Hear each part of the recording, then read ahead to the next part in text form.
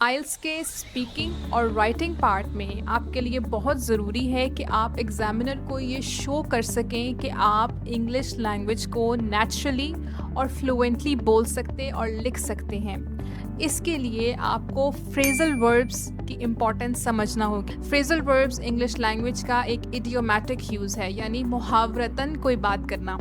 वैसे तो phrasal verbs English में बहुत ज़्यादा हैं। अगर आप कोई भी किताब उठाकर या कोई भी लिस्ट खोलकर उनको याद करना शुरू कर दें तो बहुत मुमकिन है कि एग्ज़ाम के टाइम पर आपको वो याद ना रहें और ना ही उनका कोई एक्चुअल यूज़ हो। तो आज मैं आपको दिखाऊंगी ऐसे 40 फ्रेजल वर्ब्स जो आप अपने एक्चुअल स्पीकिंग और राइटिंग के टास्क में यूज़ करके अपना आइल्स का बैंड इम्प्रूव कर सकते हैं। So let's start. इस वीडियो के टोटल 4 सेक्शंस हैं जिसमें मैं आपको बारी बारी हर आइल्स के सेक्शन के लिए सेपरेट फ्रेजल वर्ब्स सिखाऊंगी।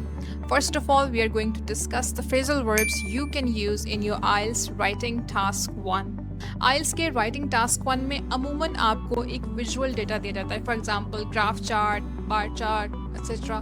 तो टास्क 1 के लिए आपको ऐसे फ्रेजल वर्ब्स सीखने हैं जो कि ग्राफ के डेटा को या ट्रेंड को डिस्क्राइब करें। For example pickup. Pickup is a very good phrasal verb. इसका मतलब है इंक्रीज होना, जब कोई चीज़ आहिस्ता आहिस्ता बढ़ना शुरू हो जाए। For example, after 2012 the unemployment rate picked up, rising from 5% to 8%। यानी 2012 के बाद बेरोजगारी बढ़ना शुरू हो गई, 5% से 8% तक पहुंच गई। Second phrasal verb is level of. Level of का मतलब है कि जब कोई चीज़ ग्राफ चार्ट में या ग्राफ बार में बढ़ रही हो या गिर रही हो तो और उसके बाद वो स्टेबल हो जाए, उसे कहते हैं level off. For example, after a steep rise house prices levelled off in 2018। तेज़ इजाफा होने के बाद 2018 में घरों की कीमतें स्टेबल होना शुरू हो गई। Third we have go up. Go up मतलब इंक्रीज होना। आइल्स में एक बच्चे बहुत कॉमन मिस्टेक ये करते हैं कि वो बार बार सेम वर्ड्स को रिपीट करना शुरू कर देते हैं। फॉर एग्जांपल, ग्राफ चार्ट में इंक्रीज ट्रेंड को डिस्क्राइब करते हुए बार बार increase and then started to increase, it started increasing, बार बार सेम वर्ड को यूज़ करते हैं, which is not a very good idea. You should learn to use this phrasal verb to use instead of increase. Then we have go down. Go down मतलब decrease होना। Example is the proportion of smokers went down after 2010. Went down is of course the second form of verb of go down. 2010 के बाद से smokers की ratio कम हो गई। Then we have shoot up. Shoot up हम तब use करते हैं जब कोई चीज़ बहुत तेज़ी से बढ़ना शुरू हो जाए। शार्प इंक्रीज या सडन इंक्रीज को डिस्क्राइब करते हुए हम इसको यूज़ करते हैं। For example, internet usage shoot up after smartphones became common. Smartphones जब आम हुए तो इंटरनेट का यूजेज एकदम से बहुत तेज़ी से बढ़ गया। Then we have fall off. Fall off का मतलब टू ड्रॉप या डिक्रीज होना।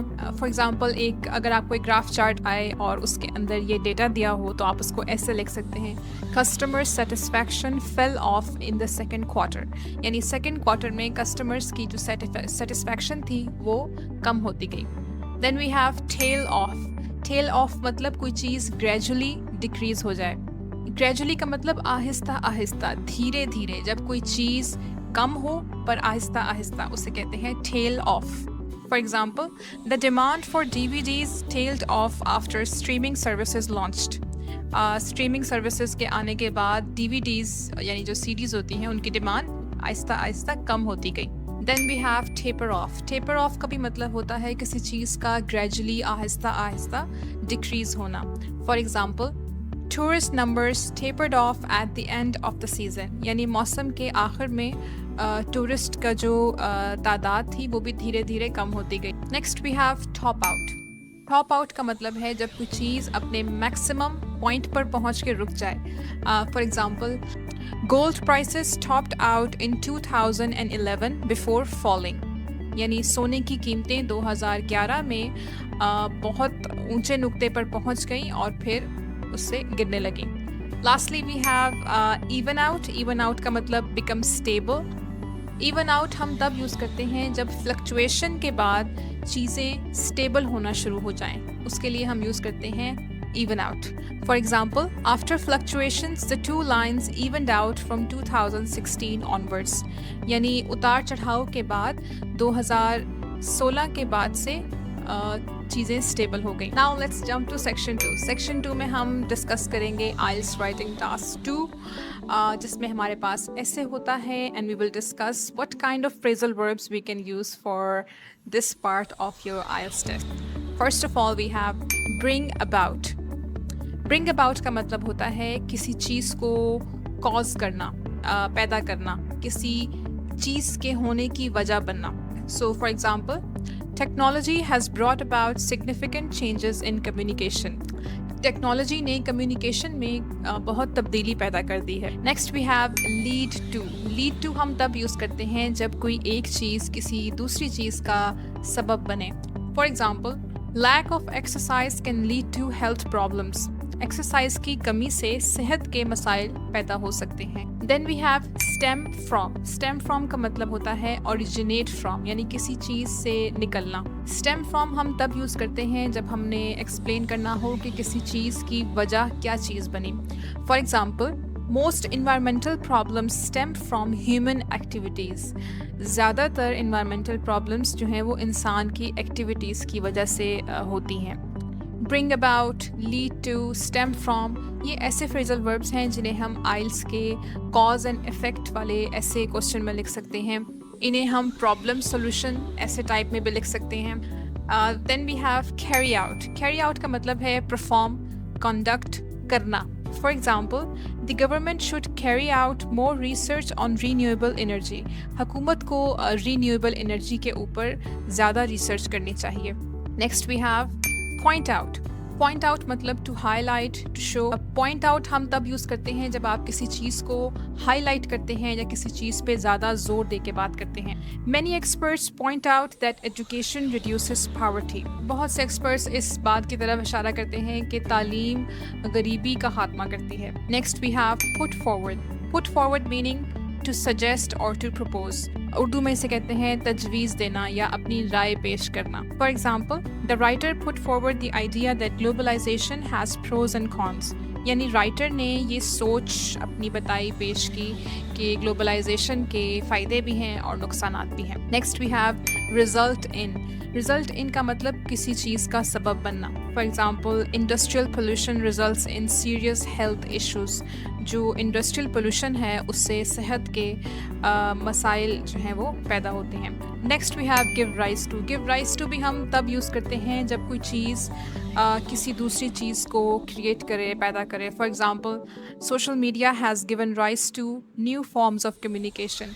सोशल मीडिया ने कम्युनिकेशन के नए तरीके ईजाद किए हैं या नए तरीक़ों को रास्ता दिया है, राह दी है, बनाया है. Next we have set up. Set up मतलब किसी चीज़ को एस्टेब्लिश करना, बनाना. Set up. For example, the government has set up special committees for climate change.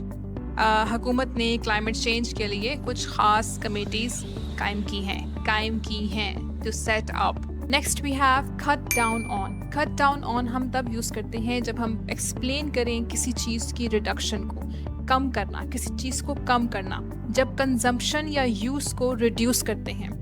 For example, we must cut down on plastic use to protect the environment. Environment को प्रोटेक्ट करने के लिए हमें अपना प्लास्टिक यूज़ कम करना होगा. Next we have section C. Section C में हम डिस्कस करेंगे कि हम अपने आइल्स स्पीकिंग टेस्ट पार्ट 1 में कौन से फ्रेजल वर्ब्स यूज़ कर सकते हैं. So let's go.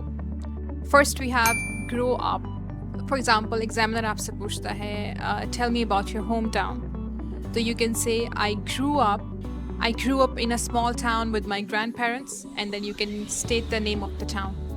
Grew up is the second form of verb of to grow up. यानी मैं एक छोटे से शहर में बड़ा हुआ अपने दादा और दादी के साथ. The next we have hang out. Hang out is a very good phrasal verb and it means कि दोस्तों के साथ वक्त गुजारना, फैमिली के साथ वक्त गुजारना, किसी के साथ वक्त बिताना, रिलैक्स करना easy माहौल में. For example, on weekends I usually hang out with my friends at the cafe. Weekend पर मैं आम तौर पर दोस्तों के साथ कैफ़े में वक्त गुजारता हूँ. Then we have take up. Take up का मतलब होता है टेक अप का मतलब होता है कोई न्यू एक्टिविटी स्टार्ट करना. You can use this in your hobbies topic, IELTS hobbies topic. Take up, for example, you can say recently I have taken up painting as a hobby. Recently मैंने painting करना शुरू की है as a hobby. Next we have chill out.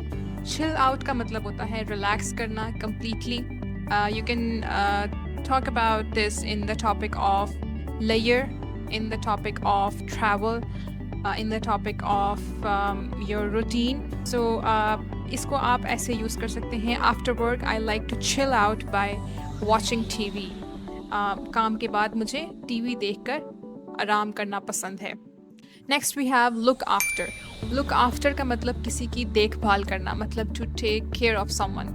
जब आप किसी इंसान की जिम्मेदारी उठाते हैं तो उसके लिए आप यूज़ करते हैं टू लुक आफ्टर.